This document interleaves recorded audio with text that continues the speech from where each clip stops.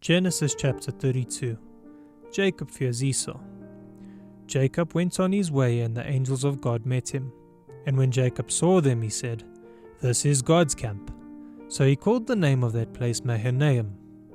And Jacob sent messengers before him to Esau his brother in the land of Seir, the country of Edom, instructing them, "Thus you shall say to my lord Esau, Thus says your servant Jacob, I have sojourned with Laban and stayed until now. I have oxen, donkeys, flocks, male servants and female servants. I've sent to tell my lord in order that I may find favor in your sight." And the messengers returned to Jacob, saying, "We came to your brother Esau, and he is coming to meet you, and there are 400 men with him." Then Jacob was greatly afraid and distressed. He divided the people who were with him and the flocks and herds and camels into 2 camps, thinking, "If Esau comes to the one camp and attacks it, then the camp that is left will escape." And Jacob said, "O God of my father Abraham and God of my father Isaac, O Lord, who said to me, Return to your country and to your kindred, that I may do you good. I am not worthy of the least of all the deeds of steadfast love and all the faithfulness that you have shown to your servant, for with only my staff I crossed this Jordan. And now I have become 2 camps.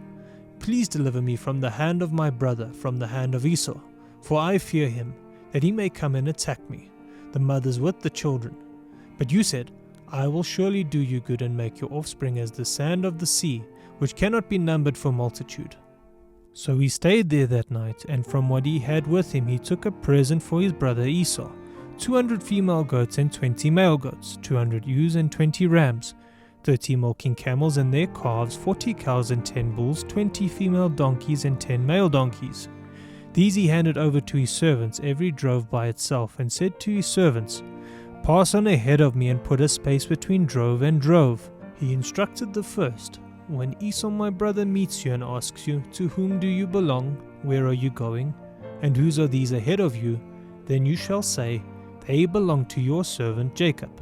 They are presents sent to my lord Esau, and moreover he is behind us.'" He likewise instructed the second and the third and all who followed the droves, "You shall say the same thing to Esau when you find him, and you shall say, 'Moreover your servant Jacob is behind us, for he thought I may appease him with the present that goes ahead of me, and afterward I shall see his face. Perhaps he will accept me.'" So the present passed on ahead of him, and he himself stayed that night in the camp. Jacob wrestles with God. The same night he arose and took his 2 wives, his 2 female servants, and his 11 children, and crossed the ford of the Jabbok. He took them and sent them across the stream and everything else that he had. And Jacob was left alone, and a man wrestled with him until the breaking of the day. When the man saw that he did not prevail against Jacob, he touched his hip socket, and Jacob's hip was put out of joint as he wrestled with him.